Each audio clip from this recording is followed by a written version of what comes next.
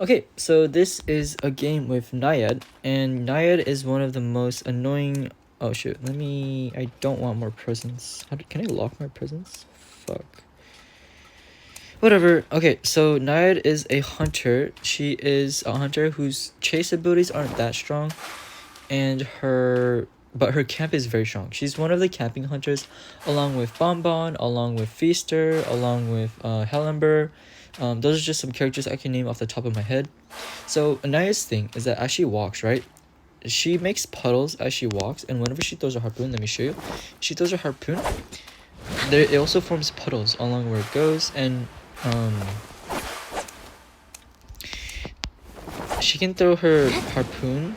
She can choose to either hold it, and if you hold it to its max, it gets way more distance than if you just kind of just tapped it like that. Yeah, see, it got like no distance whatsoever.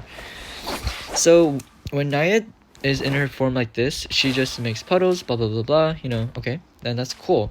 But whenever she throws her harpoon, she enters her fish mode, and she gets a movement buff, and wherever she walks, she also still gets her puddles, okay? And in this form, Naiads like to catch up to you really quickly.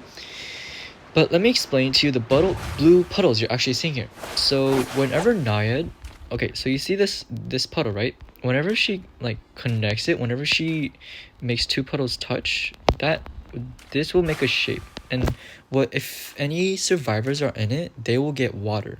And water is this Naiad's I guess you can consider it like her energy bar, okay?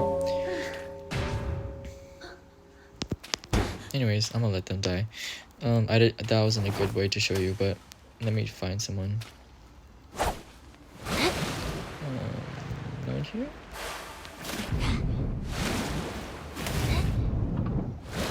Okay, there should be someone here. Okay, there's someone here. Okay, so when you walk around, when the puddle forms, right?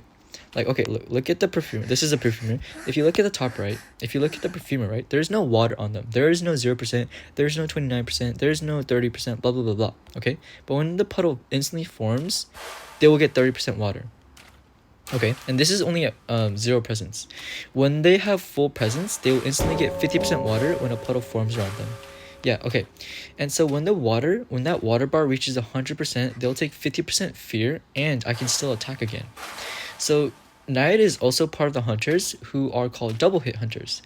Hunters who can basically double hit you with some special combination of some tricks and basically kill you instantly. Oh yeah, these puddles only last for 20 seconds, by the way.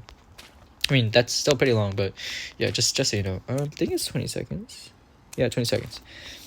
And whenever she throws her harpoon, oh yeah, this harpoon, because it can leave behind water puddles, you can also make abysses with it. And if you call it back, it will also make an abyss with because when you call it back, it will also make a trail from the direction. Like if it was just here, right, if it was just chilling here, it will go back, and that makes a puddle. And since there's a trail here,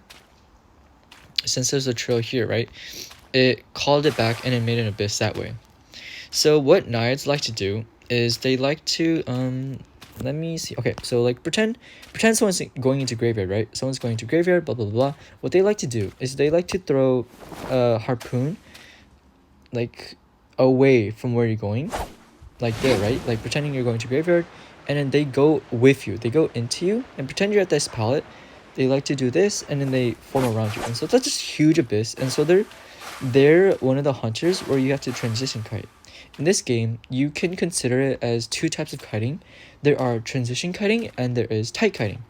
Naiad is one of the characters where you have to transition kite, meaning you cannot stay at the same pallet. You want to use the resource quickly and move on. Because if you stay in the water, right, only bad things will happen. So you wanna make her waste these abysses. You wanna make her waste this movement, and you wanna get away to a new area with new resources. Like for example, if I threw a thing here and I abyss this whole place off, this is now a bad place. You're right. If you're gonna gain water pretty quickly. If you're already in the special abyss 2, you got the initial 30%, and now you're climbing very very quickly. So you want to maybe I don't know, drop this if you can, but if you can't do it, just use the speed boost if you got hit, and just move on to a new area. Another thing you can do is let me see. Okay, so another thing you can do is, right, some naiads, they will kind of mess up and throw their harpoon into you and slipstream away from you. This is good for you because if you're paying attention, right, this means the naiad is now actively moving away from you. Sure, it'll make a bigger abyss, but that's worth it because, okay, I'm gonna pretend to be the survivor, but like pretend I'm the hunter, right? And I'm moving to the corner I was just chilling at, right? Okay, pretend I'm still in that corner, okay? Pretend I'm still in that corner. You're a survivor, you know, you see it, and you see the harpoon was thrown because all survivors can see it. If you see it, if I kind of hype you, yeah, if you any survivor can see the harpoon. All the survivors can see the harpoon. So you're a survivor, right? You just saw the harpoon being thrown, and you know where it is. You see this little line left behind, and you know where the hunter is because you see them moving to the corner. So in that case, you know there's gonna be a harpoon in this area, so you don't want to be in that area. So you move away from that abyss and you move to a new good area like here, or heck, you just move straight away from it and go into the church. So that's called transitional kiting, where you just get away. You get away from wherever the hunter is, whatever abilities they're placing down. Like for example, if let's use this example, this god palette. If I put a good naiad would be like they probably do something like this, I imagine. Yeah, they put that there, right? And if they're doing this, then you want to try, like if you're just chilling at the palette when I just threw it and I'm going this way, if I'm going this way out to try to abyss you off, you either want to retreat and get out of here, or you want to jump out that palette if you already knew if you knew I'm already going like this way trying to abyss you off. So you can like, oh my god, you're sitting here and you see me go like this way along, I'm like, okay, I'm gonna just try to scram and leave this area, blah blah blah. Or you're just chilling here, you know, oh my god, they're going this way, so I'm gonna jump this pallet, use my KGR boost to skedaddle. Yeah, KGR is also helpful for transitional kiting. Jump a pallet and get that speed boost to move to a new area, blah blah blah. Against Naiad, you can't really use weak pallets because you have to use god pallets. And it's kind of similar to Joker, where you can like jump pallets back and forth to avoid her slipstream. But do be careful. You cannot do this multiple times because she is happy to play that game with you. Because remember her puddles, she can just walk back and forth, and she can just create the abyss herself. And then you're in the water, and she's happy to just sit here. And so yeah, that's gonna happen. If you consider it, most naiads prefer to get you to like 90 water and hit you. Because if you're at 90 water, then it's much easier to hit you again with like their dash, which is their first presence ability. In this dash, if let me find a survivor actually. Oh fuck, that's not right. Okay, that's fine. Alright, they can stop the. Oh yeah, if you're the harpoon, when you're in your slipstream form, you cannot be within a certain range from it. You can like be like around here. You can't be any further though. Like if you go around here, I think, yeah, it should get cancelled.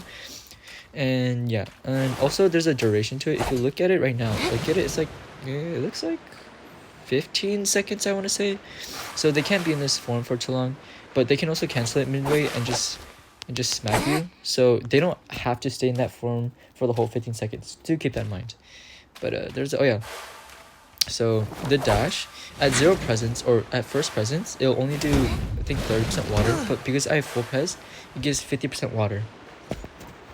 So yeah, and the dash also makes it easier for water pops. And if you're forced to take either a water hit or a normal hit, always take the normal hit, because the water pop has no attack recovery animation. So the Naiad kit is free to pick up instantly and cheer you, versus if they hit you, right, they have that longest like 4-second attack recovery, and then they have to go after you again, or if you're dead, they have to go for 4 seconds and then they can pick you up. Her camping is also very strong when you're rescuing against this hunter. This hunter, what they like to do is they like to make a big ass abyss. Let me just like try to make one real quick. Like pretend someone was just cheered right there. Right, this big ass abyss. And so if you're coming for the rescue, right, if you're coming in, you want to sit like kind of outside the abyss until it's like 35ish, and then you start coming in, because the Naiad wants to water you off, and so the water, I mean, unless they make like a few circles around you, you won't die that fast. So you have to use the rate at your advantage. You have to know the rate very, very well. And if the Naiad messes up the pole even slightly, like the this even slightly, you want to stay like, for example, right? Let me just kind of wait for all the water to disappear so I can like show what it means to like mess up slightly. It's gonna take a second. Hold on. Oh, water forms if I blink. That's kind of cool. Oh, okay, it forms. Okay, so what I mean when I say mess up, right? Like for example, if I do this, tonight does this, right? If you look at it, there's actually a huge spot right there. So if you're a survivor who wants to rescue, you want to kind of get to that area of safety and kind of chill there. Because the Naiad, when you get in for the rescue, the Naiad will probably try to do this and spin circles around the chair.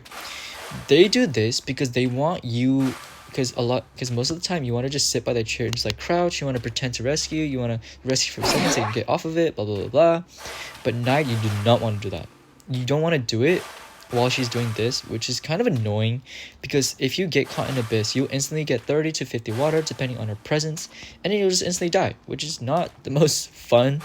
So you want to have a much shorter time of juking her out, so you want to spend way less time sitting next to the chair compared to other hunters, especially considering she's a camping hunter. So if you have some movement option, use that to get in when it's around 30-40. Get in here and spend the time juking it out in mind game, rescue, and get out. Be very careful not to get water popped as a rescuer, because it is very easy to do so. And that's basically it, I guess. Some hunters like to use the water streams for distance. Most people don't. I guess that's it. I can't really think of anything else at the moment. So if you have any questions, ask me.